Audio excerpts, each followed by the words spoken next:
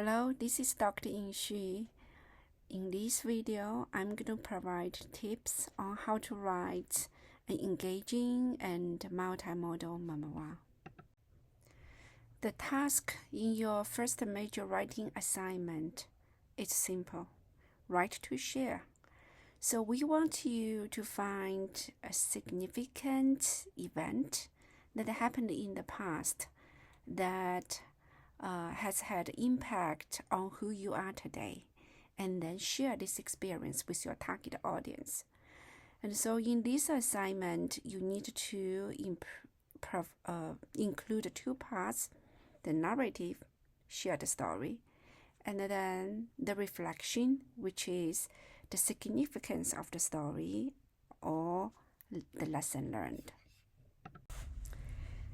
I guess you have read many memoirs which are written and published. However, in our project, we emphasize the element of oral storytelling. And we cherish the tradition of oral storytelling.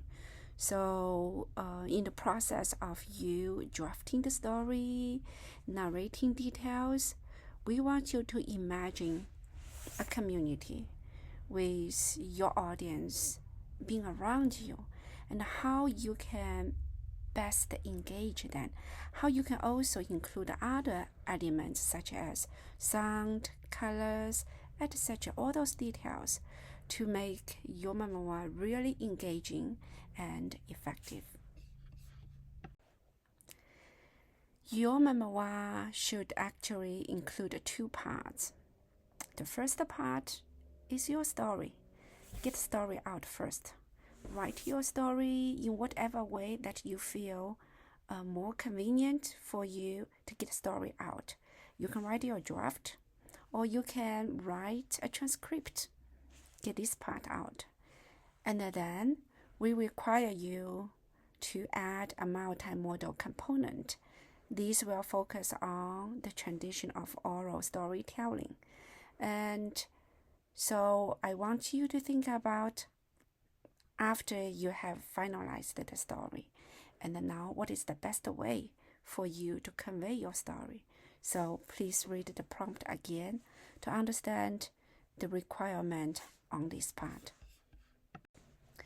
I have assigned you to read a chapter from the e-textbook to understand the rhetorical situation. Because now it's not only you telling the story, you are sharing your experiences with your target audience. So who are they? Why should they listen to your story, or view your story, or read your story? And what is the significance of your story? So read the chapter and also analyze the rhetorical situation of your story sharing. Your job this week is to get the story out. So please download the Memoir brainstorming exercise in the discussion board and complete all the activities by following the instructions. Then I only ask you to elaborate the last two steps and submit them to the discussion board, because these two last steps can help you identify the theme of your memoir as well as the plot of your narrative. Now let's talk about multimodality. For this assignment, we require students to choose one of the three options. You can do a sound project, which is a podcast. You can do a digital storybook by using at least 20 pictures, or you can do a video storybook if you are quite familiar with software programs. So that by asking you to do this, we want students to also use different modes of composition, such as text, sound, image, color, video, etc. I know you might be concerned about technology or multimodality. Don't worry about that. Your job this week is to identify the topic, brainstorming your story, and get story out. So in week 4, there is a technology lab where I have provided more instructions. This is a brief overview of logistics for your multimodal memoir. Generally speaking, while you are drafting your story, think about 1,000 words in your draft, then about 5 to 10 minutes. It does not matter if it's a podcast or video or storybook. Should focus on a significant event that has shaped you, and then meaningful also to your audience. And I have the following suggested software programs here.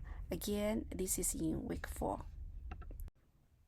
I have provided a few examples this week to show you what your finished memoir should look like.